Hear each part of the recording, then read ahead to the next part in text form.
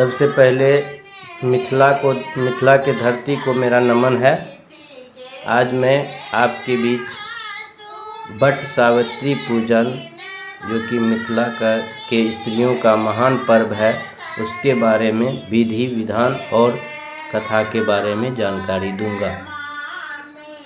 But के मूल में स्नान आदि नृत्य कृत्य समाप्त कर चुकने के बाद शुद्ध आसन पर बैठकर कलश स्थापन कर यथाविधि आवाहित पंचदेवों की तथा विष्णु की पूजा कर 3 कुश और तिल जल लेकर ओम नमोज ज्येष्ठ मासे इत्यादि मूलोक्त संकल्प पढ़कर सुवर्ण काष्ठ या मृत्तिका की बनी हुई प्रतिमा सावित्री तथा ब्रह्मा की बनाकर अक्षत लेकर ओम नमो ब्रह्मणा सह सावित्री यह गच्छ यह तिष्ठ सुप्रतिष्ठिता भव, इस मंत्र से आवाहन कर पाद्य अर्घ्य आचमन्य स्नान्य पुनराचमन्य को क्रम से ओम नमो ब्रह्मणा सह सावित्र्ये नमः इस मंत्र को पढ़ते हुए अर्पण करें। इसी प्रकार अनुलेपन, सिंदूर, अक्षत, श्वेत वस्त्र, रक्त वस्त्र, पुष्प, बिल्व पत्र, पुष्पमाला, गंध, धूप, दीप, तांबूल, नानाविध नैवेद्य आदि का अर्पण करते हुए सविधि पूजन करें। अंत में आचमन्य पुष्पांजलि और निराजन एवं कपूर दीप को भी अर्पण करें। उसके बाद ओम कार पूर्वके देवी इत्यादि मंत्र पढ़कर प्रार्थना करें। उसके बाद कथा सुनकर नृत्य गीत वाद्य आदि से सावित्री की प्रतिमा के समीप रात में जागरण करें और प्रातः काल होने पर स्नानादि कृत्य से निवृत्त हो गंध पुष्प वस्त्रालंकार आदि से पूजन कर द्विज दंपतियों को भोजन करावें। उसके बाद उन दोनों के हाथ में पात्र स्थित सुपारी नारियल का फल देकर दक्षिणा आदि से उन्हें संतुष्ट कर ओम नमो ब्रह्मणा इत्यादि मंत्र से विसर्जन करें। फिर 3 कुश तिल जल से ओम नमोज इत्यादि मंत्र पढ़कर दक्षिणा का संकल्प कर द्विज दंपतियों को दक्षिणा देकर स्वयं बंधुओं के साथ भोजन करें। इति पूजनावधि समाप्त। ये पूजन की विधि है। अब कथा के बारे में मैं जानकारी दे रहा हूँ। देवी पार्वती जी ने कहा, हे देवताओं के देवता, जगत के पति शंकर भगवान, प्रभास क्षेत्र में स्थित ब्रह्मा जी की प्रिया जो सावित्री देवी हैं, उनका चरित्र आप मुझसे कहिए, जिसमें उनके व्रत का महात्म्य हो और उनके संबंध का इतिहास हो एवं जो स्त्रियों के पतिव्रत्य को देने वाला सौभाग्यदायक और महान उदय का करने वाला हो। तब शंकर भगवान ने कहा कि हे महादेवी, प्रभास क्षेत्र में स्थित सावित्री के असाधारण चरित्र को मैं तुमसे कहता हूँ। हे महेश्वरी, सावित्री स्थल नामक स्थान में राजकन्या सावित्री ने जिस प्रकार से उत्तम बट सावित्री व्रत का पालन किया, मद्रास देश में एक धर्मात्मा सभी प्राणियों के हित में तत्पर रहने वाला राजधानी तथा राज्य में रहने वाली प्रजाओं का प्रिय अश्वपति नामक राजा था, जो कि क्षमाशील, संतान रहित, सत्यवादी और इंद्रियों को बस में रखने वाला था। एक समय वह राजा प्रभास क्षेत्र की यात्रा के निमित्त वहां पर आया और विधि पूर्वक यात्रा करता हुआ सावित्री के स्थल पर पहुंचा। वहां पर उस राजा ने अपनी रानी के साथ इस व्रत को किया, जो सावित्री के नाम से प्रसिद्ध सभी प्रकार की कामनाओं को पूर्ण करने वाला है। भूर्भुवः स्वः, भूर्लोक, भुवर्लोक, स्वर्लोक, इस मंत्र की साक्षात मूर्ति बनकर स्थित श्री ब्रह्मा जी की प्रिया सावित्री देवी उस राजा पर प्रसन्न हुई।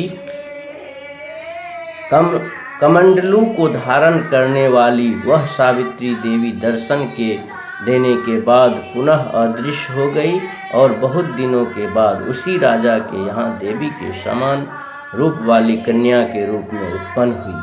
सावित्री की प्रसन्नता से प्राप्त तथा सावित्री की पूजा करने के बाद हुई, अतः राजा ने ब्राह्मणों की आज्ञा से अपनी उस कन्या का नाम भी सावित्री रखा।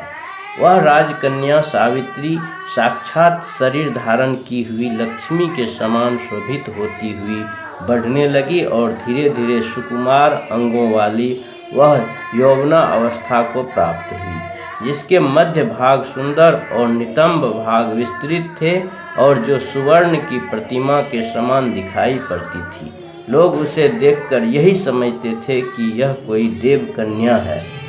कमल के समान विशाल नेत्रों वाली एवं तेज से अग्नि के समान प्रज्वलित होती हुई वह सावित्री महर्षि भृगु द्वारा कहे हुए सावित्री व्रत को करने लगी, जिसके आरंभ में सुंदर वर्ण वाली उसे उपवास करके सिर से स्नान की हुई सावित्री ने देवता की प्रतिमा के पास जाकर अग्नि में हवन करके ब्राह्मणों से स्वास्ति वाचन कराया और उन ब्राह्मणों से अवशिष्ट पुष्पांजलि ग्रहण करके सखियों से घिरी हुई लक्ष्मी देवी के समान सुंदर रूप से सुशोभित हुई।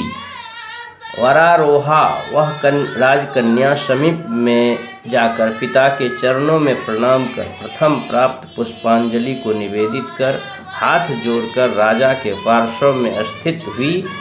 युवा अवस्था को प्राप्त हुई देखकर राजा ने उसके विषय में मंत्रियों से सलाह लेकर राजकन्या से कहने लगा, हे पुत्री, तुम्हें योग्य वर को देने का समय आ गया है। मुझसे कोई तुम्हें मांगने के लिए भी नहीं आता और मैं भी विचार करने पर तुम्हारी आत्मा के अनुरूप वर को नहीं पा रहा हूँ। अतः हे पुत्री, देवताओं के निकट मैं जिस तरह निंदनीय न होऊं वैसा तुम करो।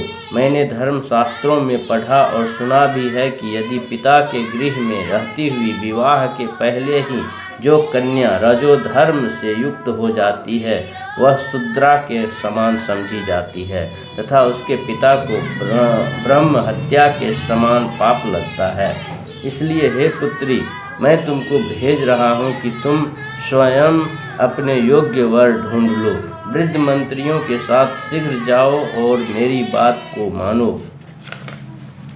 इसके बाद जैसा कहते हैं वैसा ही होगा। ऐसा कहकर सावित्री घर से निकलकर राज ऋषियों के रम्य तपोवनों की ओर चल पड़ी और वहां पहुंचकर माननीय वृद्धजनों को प्रणाम कर सभी तीर्थों और आश्रमों में जाकर पुनः मंत्रियों के साथ सावित्री अपने गृह पर आ गई और वहां पर पिताजी के समक्ष पवित्र देवर्षि नारद को बैठे हुए देखा। आसन पर बैठे हुए नारद जी को प्रणाम कर मुस्कुराती हुई जिस कार्य के लिए वन में गई थी सारी कथाएं उनसे कहने लगी। सावित्री बोली, हे देवऋषि नारद जी, साल्व देश में धर्मात्मा द्युम्नसेन नाम से विख्यात एक क्षत्रिय राजा हैं जो दैववश अंधे हो गए हैं।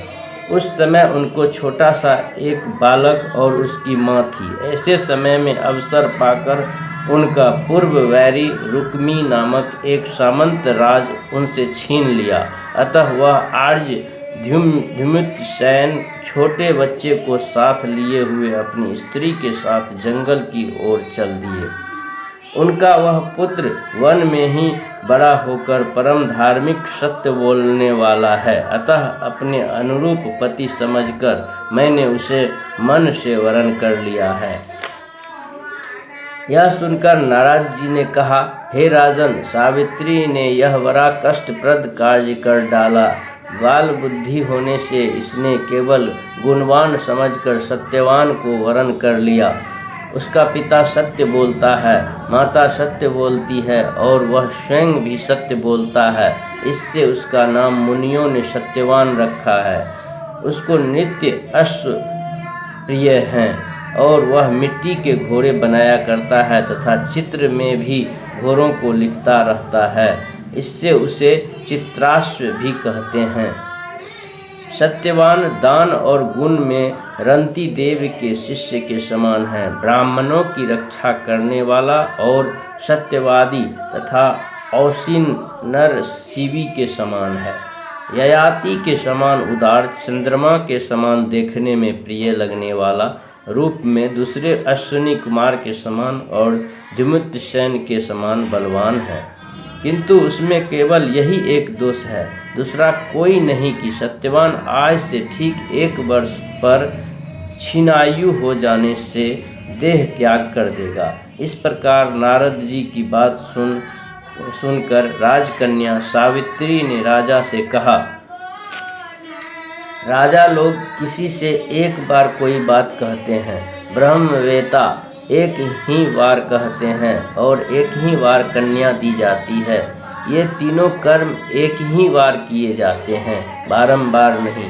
दीर्घायु हो अथवा अल्पायु, गुणवान हो अथवा निर्गुण, वर को एक बार वरण कर लिया, अब दूसरे वर को वरण नहीं करूँगी। पहले मन से निश्चय करके बाद में उसे वाणी द्वारा प्रकट किया जाता है, पुनः उसके बाद कर्म द्वारा किया जाता है। इससे प्रत्येक कार्य में मन को प्रमाण माना जाता है, अर्थात मन के विरुद्ध कार्य नहीं किया जाता है।